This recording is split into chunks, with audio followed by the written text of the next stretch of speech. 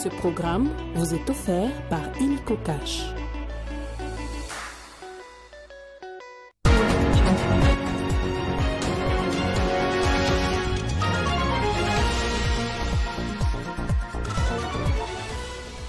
Je suis jaloux de ma constitution, c'est la campagne lancée par le coordonnateur national de la coalition des mouvements associatifs patriotiques.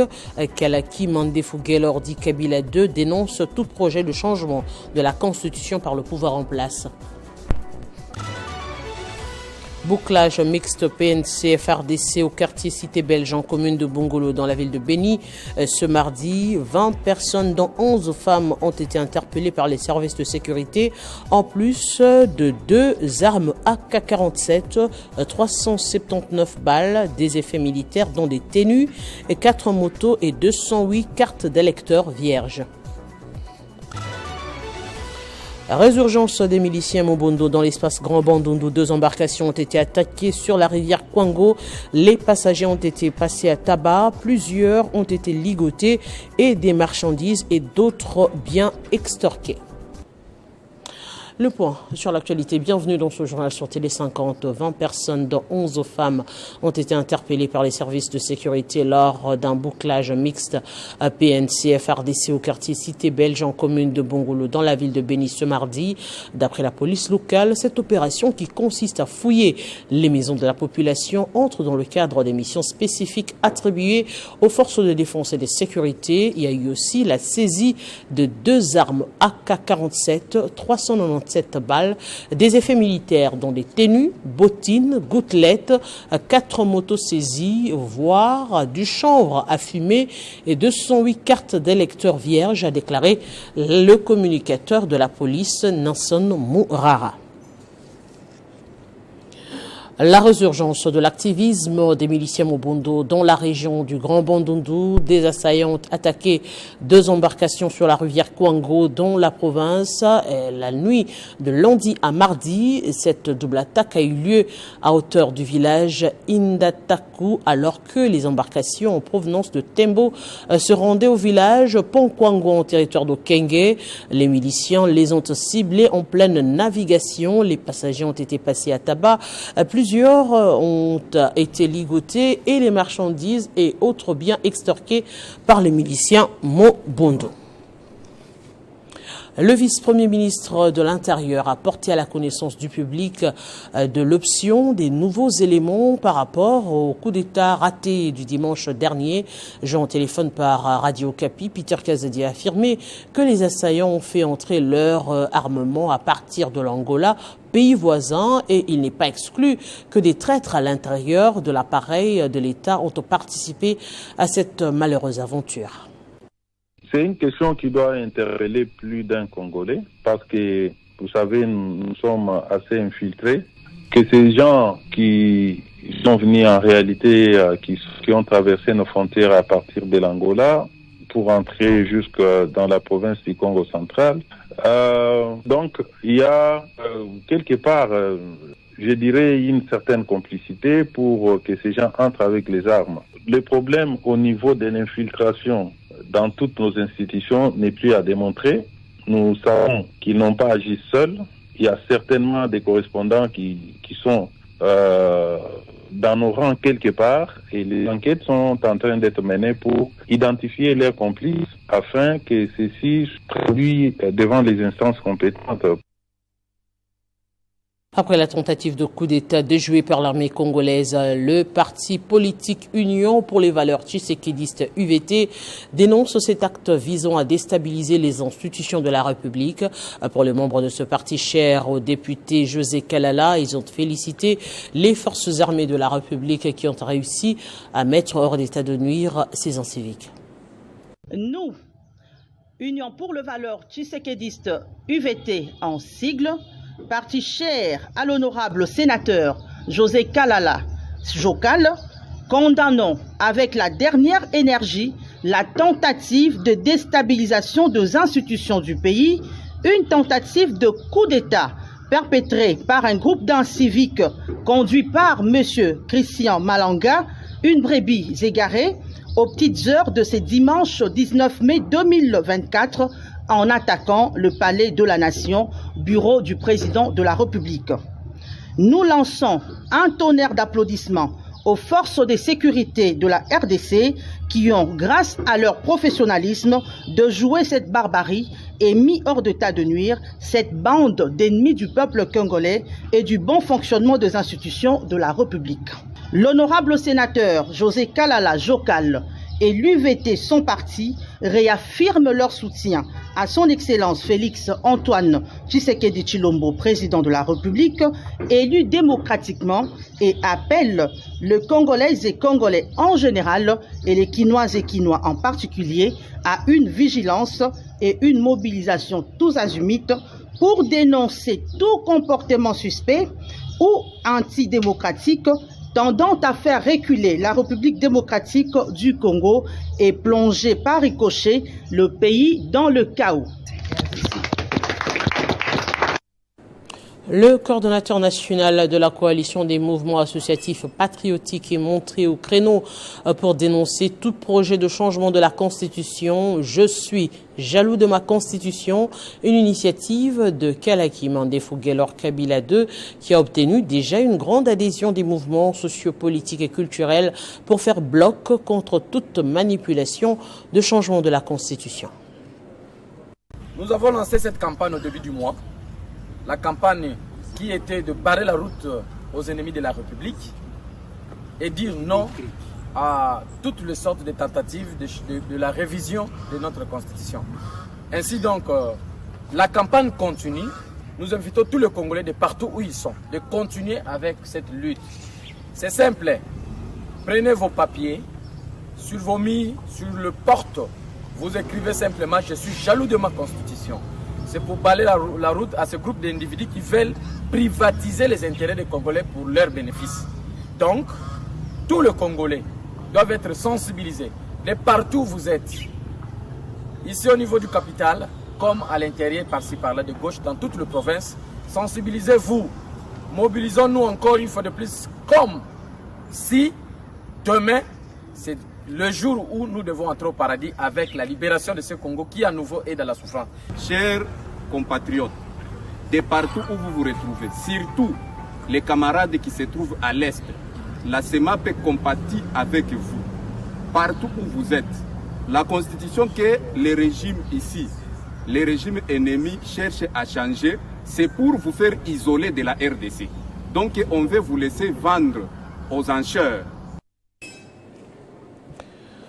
À l'Office national de l'emploi, il s'est tenu une séance de travail ce mardi entre le directeur général de l'ONEM, Béangombe Fanan, et une délégation de la Fédération des entreprises du Congo. Il était question de réfléchir sur comment promouvoir et réguler le marché de l'emploi en RDC. Détail dans cet élément de Jenny Kayembe. La visite de la délégation de la FEC conduite par Robert Malumba, administrateur au sein de cette entreprise, avait pour objectif d'abord présenter les civilités au nouveau directeur général de l'ONEM, Béangombe Fanan, ensuite renouveler les partenariats entre la FEC et l'ONEM afin d'accomplir leur mission. Cet entretien ne fait que marquer le jalon d'une longue collaboration que nous espérons être fructueuse avec l'ONEM. Comme vous le savez, d'un côté, vous avez la FEC, que nous représentons aujourd'hui, qui est le syndicat patronal, et vous avez l'ONEM, qui est un institut public auquel les sociétés versent des cotisations patronales. Et le DG nous a assuré de son accompagnement par rapport à ça. Donc nous sommes très satisfaits. Pour sa part, le directeur général de l'ONEM s'est dit content de recevoir la délégation de la FEC pour une séance de travail qui entre dans les cadres de la promotion de l'emploi en République démocratique du Congo. Nous sommes contents de recevoir la FEC parce que c'est vraiment un honneur. Et ça rentre pratiquement dans la continuité du sens de la matinée de l'emploi du 3 avril qui a été honorée par la présence du chef de l'État dans la promotion de l'emploi. Et bien, l'ONEM pense promouvoir, réguler, organiser au mieux le marché de l'emploi avec un partenaire de taille qui n'est rien d'autre que la FEC. Il faut noter que la rencontre entre la FEC et l'ONEM rentre dans les cadres de la continuité de la matinée de l'emploi du 3 avril dernier, honorée par la présence du chef de l'État, Félix Antoine Tshisekedi Tshilombo. Et à la cellule nationale de renseignement financier, son secrétaire exécutif Adler Kisula a organisé un atelier de formation avec l'ONUDC. L'atelier entre dans le cadre de renforcement des stratégies de lutte contre le blanchiment d'argent.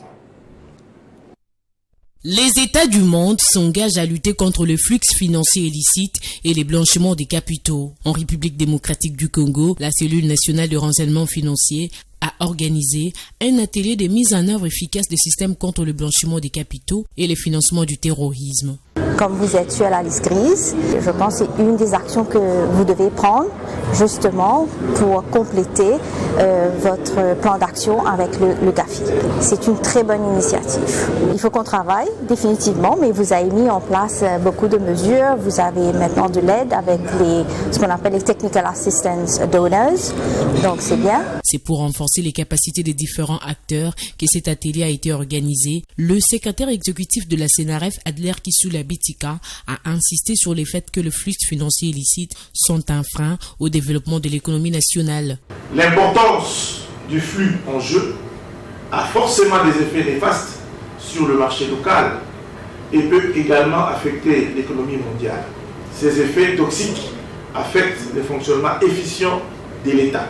S'il est incontestablement admis que la paix et la sécurité mondiale sont mises en déroute par la montée des organisations terroristes, il est d'autant plus vrai que ces organisations bénéficient de larges soutiens de la part de ceux qui s'illustrent dans la manipulation des capitaux obtenus d'une manière illicite et dont la traçabilité pose souvent problème. Cet atelier a connu la présence des formateurs de l'île Maurice, ce pays qui était dans la liste grise du GAFI et s'en est sorti avec des réformes courageuses. Cet atelier a aussi connu l'implication de l'Office des Nations Unies contre la drogue.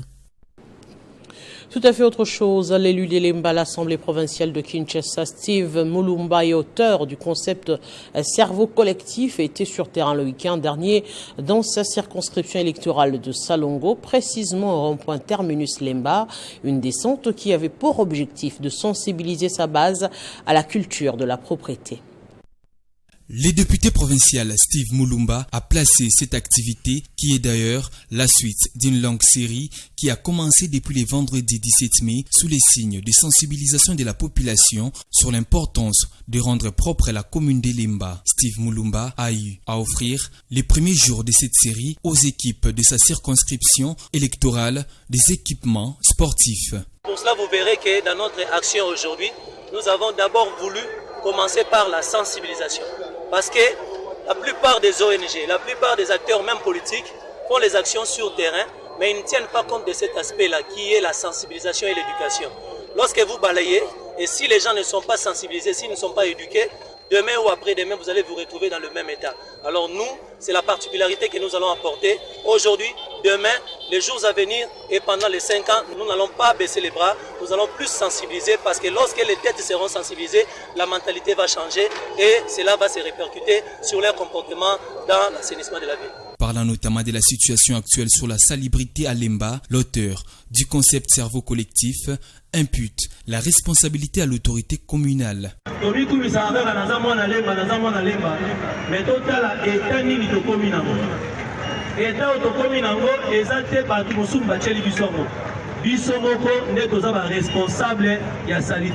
Le cerveau collectif est un organe de réflexion qui fait appel à tout le monde, tous les habitants de Lemba, afin de réfléchir ensemble sur le développement de cette entité située au cœur de la capitale congolaise.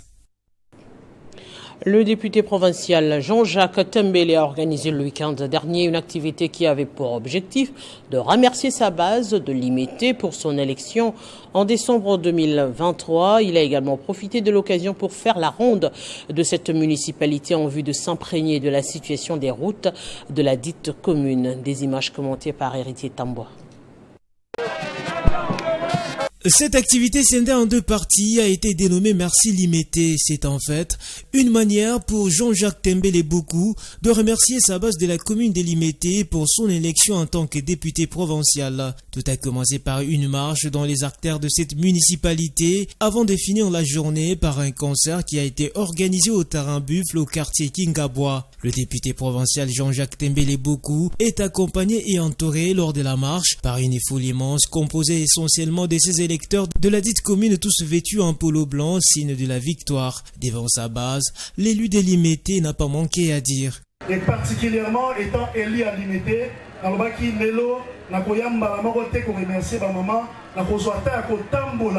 j'ai décidé, avant de venir vous remercier pour mon élection, je devrais commencer par une marche pour visiter ma base.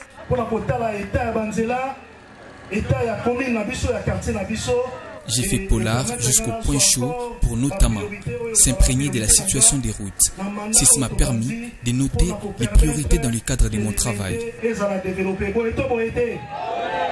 Signalant que cette activité a été agrémentée par le chantre de la musique gospel Patrice Ngoy Moussoko et s'est clôturée dans une ambiance bon enfant.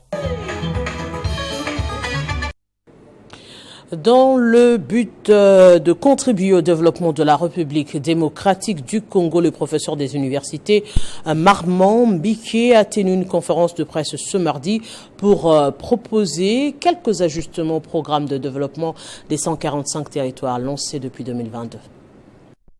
La paroisse Sainte-Anne a servi de cadre pour le point de presse tenu ce mardi par le professeur Marmon Mbiké. L'objectif étant de proposer quelques suggestions au programme de développement local des 145 territoires du pays qui vise à améliorer les conditions de vie des Congolais en général et des hommes ruraux en particulier. Selon le professeur Marmon Mbiké, le PDL 145 territoires ne devrait pas seulement se limiter à offrir des entrants, mais aussi à aider les hommes de ce coin à développer leurs propres compétences afin de pallier au problème de la pauvreté. Bref, mettre l'homme au centre du projet. Qu'est-ce qu'il faut? Au lieu juste de leur donner des entrants, il faut qu'on les éduque aussi à faire quelque chose sur base de leurs avantages comparatifs. Il faudrait aussi qu'on aille plus loin, on crée des associativités. Que ces paysans qui sont dans les villages, les agriculteurs, les éleveurs, on leur donne l'occasion de créer des associations qui vont faire qu'ils ils peuvent mettre des fonds ensemble, ils deviennent indépendants, qu'ils aient aussi la capacité de sponsoriser d'autres communautés aussi. Et pour aboutir à cette démarche, celui qui veut mettre son semblable homme rural au centre dit avoir approché quelques structures chargées de réaliser ce projet, telles que le BCECO, qui ont validé sa thèse, celui d'exploiter les compétences de ces hommes de territoire afin de les rendre indépendants. J'ai approché quand même le leadership des BCECO. Ils ont compris que mes arguments étaient bien fondés. Voilà, les associativités, c'est quelque chose qui n'existe pas dans ce programme. Et puis, l'homme comme le centre de ce projet, c'était vraiment pas ça le concept. J'applaudis par exemple la construction des écoles, des centres de santé, des routes, c'est déjà bien. Il s'est de noter qu'une conférence débat aura lieu ce samedi 25 mai 2024 à 9h à Fatima, dans la commune de Lagombe, à l'occasion de la sortie officielle des Amis de Charles Onana. La fondation Jojo Mandiki Mapata a porté ce mardi dans le territoire d'Oniragongo une assistance constituée des couvertures, bâches, bassins et gobelets pouvant subvenir à 400 ménages déplacés de guerre installés au site de Kanyarushina. Ce geste de charité s'inscrit dans le cadre de compassion envers ces déplacés qui ont fui la guerre du M23. Pacheco Kavundama. Des bâches, couvertures pour se protéger contre le froid, des bassins et gobelets, voilà l'importante quantité de non-vivres que la fondation Jojo Mandiki Mapata a remise aux déplacés de guerre installés au site de Kanyaruchinya. Nous sommes dans le territoire de Nyiragongo. Pour compatir avec eux, Jojo Mandiki Mapata a dépêché sur place les membres de sa fondation avec à sa tête Mukulu Abankouloudi Moufalme pour assister 400 ménages. Moi je suis le coordonnateur national de la fondation Jojo Mandiki Mapata, l'homme au grand cœur. Comme vous le savez, la fois passée on avait fait une descente, on a aidé, on a soutenu les FARDC avec des centaines de cartons d'eau, des sardines, des biscuits. Jojo Mandiki a un grand cœur. Au lieu d'aller prendre des champagnes dans des boîtes de nuit, il a préféré venir assister ses frères et sœurs qui se sont déplacés de leur maison à cause d'une guerre injuste. Ces Congolais qui ont fui la guerre du M23, principalement à Kibumba et Rutshuru, vivent dans des conditions difficiles. Ils ont remercié Jojo Mandiki Mapata pour avoir songé à eux. Aujourd'hui, nous venons de recevoir de bâches, des couvertures, de bassins et des gobelets. Et c'est Jojo Mandiki qui vient de nous assister. Que Dieu continue à le protéger et à l'aider. La fondation Jojo Mandiki Mapata compte dans les jours à venir apporter une autre assistance à d'autres déplacés de guerre, toujours pour compatir avec eux. Et pour finir, le monde scientifique en RDC s'est enrichi avec un nouvel ouvrage intitulé « Finances publiques en République démocratique du Congo, approche théorique et scientifique ». Ce livre, rédigé par le docteur Joseph Motoko Zarade, a été publié officiellement ce mardi au CEPAS. C'est au centre CEPAS de Kinshasa que les baptêmes de cet ouvrage riche de 380 pages, reparti en 25 chapitres, a eu lieu en présence de plusieurs personnalités scientifiques, mais aussi d'éminents professeurs. Son auteur, Dr Joseph Moto, présente la vision synthétique, les notions essentielles, les mutations, les converses, les réformes, la problématique de la gouvernance, mais aussi les différents contours de la criminalité foncière en RDC. Ce livre est arrivé à maturité après plusieurs années de recherche. Il se veut interdisciplinaire, cela signifie qu'il est allé puiser dans la méthodologie du droit, de l'économie et de la science politique. Il contient 780 pages composées de 9 parties et 25 chapitres pour lesquels nous sommes là ce matin et que j'ai intitulé « Finances publiques en République démocratique du Congo, approche théorique et pratique ». Cet ouvrage de finances publiques qui sera baptisé aujourd'hui est destiné principalement aux professionnels, aux chercheurs, aux étudiants des facultés du droit, des sciences économiques et des instituts d'études politiques. Ces cadres de travail m'avaient permis d'échanger avec de nombreux experts, formateurs et stagiaires venant de plusieurs pays. Ce travail, fruit de plusieurs années de recherche, peut désormais servir les chercheurs, les étudiants, les cadres de l'administration publique en RDC. À présent, venons en rappel des principaux titres. Je suis jaloux de ma constitution, c'est la campagne lancée par le coordonnateur national de la coalition des mouvements associatifs patriotiques, Kalaki Mandefou Gelor, dit Kabila II, dénonce tout projet de changement de la constitution par le pouvoir en place. Bouclage mixte PNC-FRDC au quartier Cité Belge en commune de Bongolo dans la ville de Béni. Ce mardi, 20 personnes dont 11 femmes ont été interpellées par les services de sécurité en plus de 2 armes AK-47, 379 balles, des effets militaires dont des ténus, 4 motos et 208 cartes d'électeurs vierges. La résurgence des miliciens Mobondo dans l'espace Grand Bandundu. 2 embarcations ont été attaquées sur la rivière Kwango. Les passagers ont été passés à tabac. Plusieurs ont été ligotés et des marchandises et d'autres biens extorqués. Merci de votre attention soutenue. L'info reste en continu sur Télé 50, bien sûr.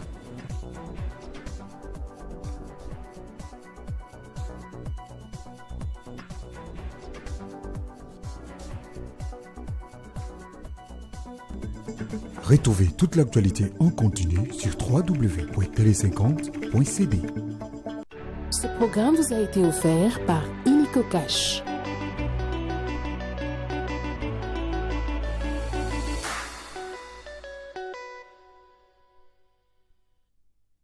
Communiqué nécrologique. Les familles Kabututu et Kanza ont la profonde douleur de vous annoncer la mort le mercredi 15 mai 2024 à Kinshasa de Maman Béatrice Kialanda Kanza. En attendant le programme des obsèques, le deuil s'y tient sur l'avenue Yebele Tété, numéro 8, au quartier GB, dans la commune d'Ngaliema. Ce communiqué tient lieu de faire part